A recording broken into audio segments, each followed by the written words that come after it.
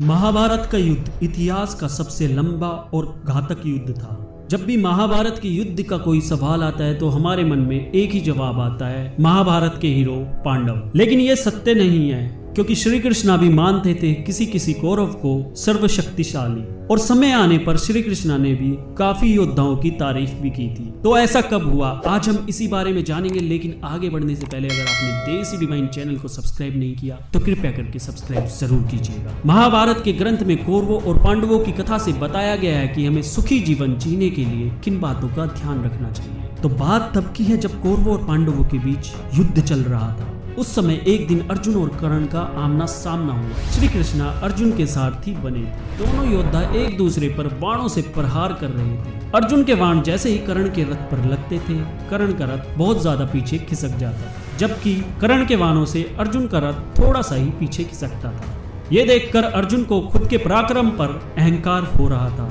लेकिन जब जब कर्ण के बाण अर्जुन के रथ पर लगते थे तो श्री कृष्णा उसकी प्रशंसा करने लगे थे। लेकिन अर्जुन के प्रहारों पर श्री कृष्णा चुप रहते थे। यह देखकर अर्जुन को हैरानी हुई। उसने श्री कृष्णा से पूछा, हे केशव, जब मेरे बाण कर्ण के रथ पर लगते हैं तो उसका रथ बहुत ही ज्यादा पीछे खिसकता है, जबकि उसके बाणों से मेरे रथ तो थोड़ा सा ही पीछे खिसक पाता है। इसका मतलब ये है कि मेरे बाणों की उपेक्षा में कर्ण का बाण बहुत ज्यादा कमजोर है, फिर भी आप कर्ण की प्रशंसा किए जा रहे हैं। तो श्री कृष्णा ने उस पर जवाब दिया। श्री कृष्णा ने कहा, हे पार्थ, यह बात सही नहीं है कि कर्ण के बाण कमजोर हैं।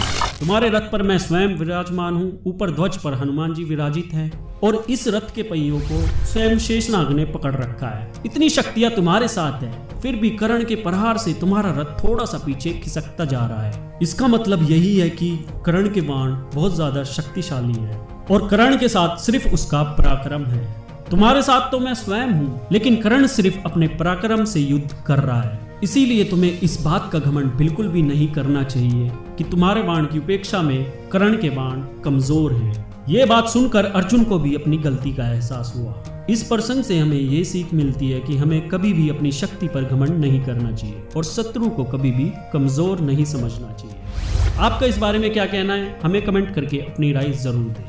वीडियो अच्छी लगी हो तो लाइक कीजिएगा, चैनल को सब्सक्राइब करना ना भूलिएगा। धन्यवाद।